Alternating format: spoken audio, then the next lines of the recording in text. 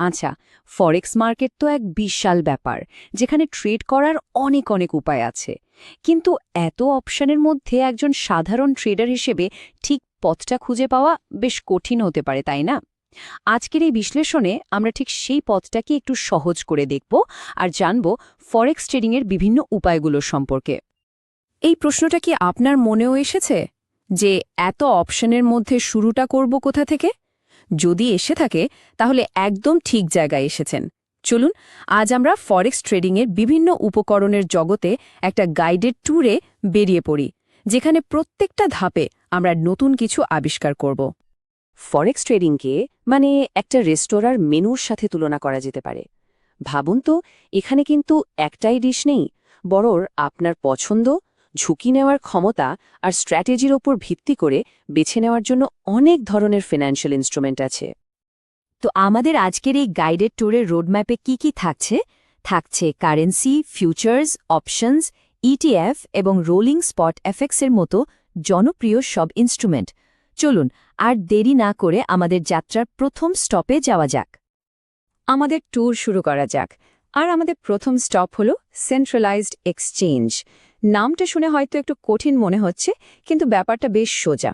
Stock মার্কেটের কথা ভাবুন, যেখানে সবকিছু একটা নিয়মকানুনের মধ্যে চলে। এখানেও ট্রেডিং ঠিক সেভাবেই সুশৃঙ্খল এবং নিয়ন্ত্রিত থাকে। চলুন একটু ইতিহাসে ফেরা যাক, কি বলেন?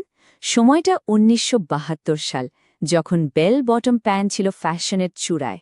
ঠিক সেই সময়ে কিন্তু Chicago mercantile exchange currency futures চালু করে ফরেক্স ট্রেডিংয়ে একটা নতুন দিগন্ত খুলে দিয়েছিল। তো এই কারেন্সি ফিউচার জিনিসটা আসলে কি? খুব সহজ করে বললে এটা হলো ভবিষ্যতে একটা নির্দিষ্ট দামে কারেন্সি কেনা বেচার একটা স্ট্যান্ডার্ড চুক্তি। আর যেহেতু এই ট্রেডিংটা একটা সেন্ট্রাল এক্সচেঞ্জে হয়, তাই এখানে স্বচ্ছতার কোনো অভাব নেই। সব তথ্যই সবার জন্য খোলা। এবার আসি কারেন্সি অপশনে। এর সবচেয়ে মজার দিকটা কি জানেন? এটা আপনাকে একটা নির্দিষ্ট দামে কারেন্সি কেনা বা বেচার একটা অধিকার দেয়, কিন্তু কোনো বাধ্যবাধকতা তৈরি করে না। তবে হ্যাঁ, একটা কথা মনে রাখতে হবে, এক্সচেঞ্জের মতোই এর ট্রেডিংয়ের সময় কিন্তু সীমিত। আচ্ছা, যারা সরাসরি ট্রেডিংয়ের এত সব জটিলতার মধ্যে যেতে চান না, তাদের জন্য কিন্তু একটা দারুণ জিনিস আছে, আর সেটা হলো কারেন্সি ইটিএফ। এটা অনেকটা মিউচুয়াল ফান্ডের মতো, যেখানে একটা ফান্ড বিভিন্ন কারেন্সিতে ইনভেস্ট করে, আর আপনি সেই ফান্ডের শেয়ার কিনে পরোক্ষভাবে ফরেক্স মার্কেটে অংশ নিতে পারেন।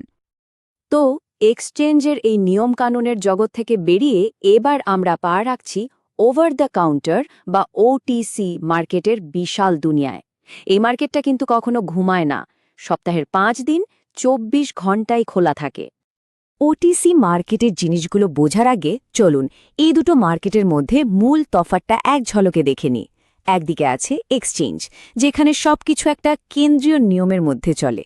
আর অন্যদিকে আছে ওটিসি মার্কেট, যেটা পুরোপুরি বিকেন্দ্রীকৃত, যেখানে ট্রেডাররা সরাসরি একে অপরের সাথে লেনদেন করে। এই বিশাল ওটিসি মার্কেটের একেবারে কেন্দ্রবিন্দুতে, মানে বলতে পারেন এর ইঞ্জিন রুমে, আছে ইন্টারব্যাংক মার্কেট। এখানেই বড় বড় ব্যাংক আর ফিন্যান্সিয়াল ইনস্টিটিউশনগুলো নিজেদের মধ্যে বিশাল পরিমাণে কারেন্সি লেনদেন করে। তবে আমাদের মতো সাধারণ ট্রেডারদের কিন্তু এখানে সরাসরি ঢোকার অনুমতি নেই। তাহলে একটা প্রশ্ন তো আসেই, তাই না? যদি বড় বড় ব্যাংকগুলোই এখানে ট্রেড করে, তাহলে আমাদের মতো সাধারণ রিটেল ট্রেডাররা কিভাবে এই বিশাল বাজারে ঢুকবে? চলুন এবার সেই রহস্যটাই খোলাসা করা যাক। এই স্লাইডের উপমাটা দেখুন, কি দারুণভাবে ব্যাপারটা ব্যাখ্যা করা হয়েছে। ফরেক্স ব্রোকাররা ঠিক এই কাজটাই করে, অনেকটা রিটেল দোকানের মতো। তারা পাইকারি দামে কারেন্সি কেনে আর আমাদের মতো রিটেল ট্রেডারদের কাছে একটা খুচরা মূল্য অফার করে। সাধারণ ট্রেডারদের জন্য সবচেয়ে জনপ্রিয় যে ইনস্ট্রুমেন্ট, তার নাম হল রোলিং স্পট এফএক্স। এর মূল কাজটাই হল কারেন্সি হাতে হাতে ডেলিভারি করার ব্যাপারটা এড়িয়ে চলা, যাতে ট্রেডাররা শুধু কারেন্সি পেয়ারের দামের ওঠানামার ওপর ফোকাস করতে পারে আর সেখান থেকে লাভ করার চেষ্টা করতে পারে। আর এই সুযোগটা যে সম্ভব হয়, তার পেছনের মূল শক্তিটা হল লেভারেজ। চলুন দেখি এই টুলটা কিভাবে ছোট পুঁজিকেও একটা বিশাল ট্রেডিং শক্তিতে পরিণত করে। আচ্ছা, ধরুন আপনার ট্রেডিং অ্যাকাউন্টে আছে মাত্র $২,০০০। হয়তো ভাবছেন, এইটুকু টাকা দিয়ে আর কি হবে? অঙ্কটা ছোট মনে হলেও এটা কিন্তু মনে রাখবেন, কারণ এর পরেই আসছে আসল চমক। এই যে দেখুন, লেভারেজের জাদুতে আপনার ওই $2000 দিয়েই আপনি মার্কেটে $1,00,000 মূল্যের ট্রেড কন্ট্রোল করতে পারছেন। ভাবা যায়? এটাই হলো লেভারেজের আসল ক্ষমতা, অল্প পুঁজি দিয়ে অনেক বড় আকারের ট্রেডে অংশ নেওয়ার সুযোগ। এবার আসি সিএফডি বা কন্ট্রাক্ট ফর ডিফারেন্স প্রসঙ্গে। নামটা একটু খটমট হলেও কনসেপ্টটা সোজা। এটা এমন একটা চুক্তি যেখানে আপনি আসলে কোনো কারেন্সি কেনেন না, বরং সেটার দামের পার্থক্যের উপর ট্রেড করেন। ইউরোপিয়ান ইউনিয়ন বা যুক্তরাজ্যের মতো জায়গায় রোলিং স্পট এফএক্স চুক্তিকে আইনত সিএফডি হিসেবেই ধরা হয়, কারণ দুটোরই আসল উদ্দেশ্য হল দামের ওঠানামা থেকে লাভ করা। তবে একটা ব্যাপার কিন্তু মাথায় রাখা খুব দরকার, আর সেটা হলো আইন কানুন আর নিয়ম কানুনের পার্থক্য। যেমন ধরুন ইউরোপ বা ইউকেতে যেটাকে সিএফডি বলা হয়, আমেরিকাতে কিন্তু সেটা পুরোপুরি অবৈধ। সেখানে এটাকে বলা হয় রিটেল ফরেক্স ট্রানজ্যাকশন। আবার স্প্রেড বেটিং নামে আরেকটা প্রায় একই ধরনের টুলও সেখানে অবৈধ। তার মানে ট্রেডিংয়ের ধরন এক হলেও জায়গাভেদে এর আইনি পরিচয় কিন্তু একদম আলাদা হতে পারে। তো আমাদের এই গাইডেড টুল প্রায় শেষের দিকে। আমরা অনেকগুলো ইনস্ট্রুমেন্ট নিয়ে কথা বললাম। চলুন এতক্ষণের পুরো আলোচনাটাকে এক জায়গায় নিয়ে এসে একটা পরিষ্কার ছবি দেখা যাক। এই টেবিলটা দেখলেই কিন্তু পুরো ব্যাপারটা পরিষ্কার হয়ে যাবে। খেয়াল করুন, ফিউচার্স, অপশনস এগুলো সব এক্সচেঞ্জের ট্রেড হচ্ছে, যেখানে কোনো সম্পদের মালিকানা পাওয়া যায় না। অন্যদিকে ইটিএফের মাধ্যমে কিন্তু আপনি ফান্ডের শেয়ারের মালিক হচ্ছেন। আর রিটেল ট্রেডার্সদের সবচেয়ে পছন্দের রোলিং স্পট এফএক্স বা সিএফডি ট্রেড হয় ওটিসি মার্কেটে, যার মূল উদ্দেশ্যই হল স্পেকুলেশন। এই পার্থক্যগুলো বোঝা কিন্তু খুবই জরুরি।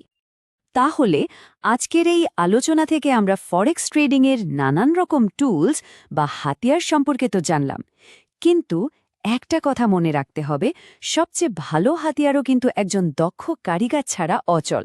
তাই এখন আসল প্রশ্নটা হলো, এই টুলগুলো ব্যবহার করে আপনার কৌশলটা কি হবে? এই প্রশ্নটা নিয়েই শুরু হোক আপনার শেখার পরবর্তী যাত্রা।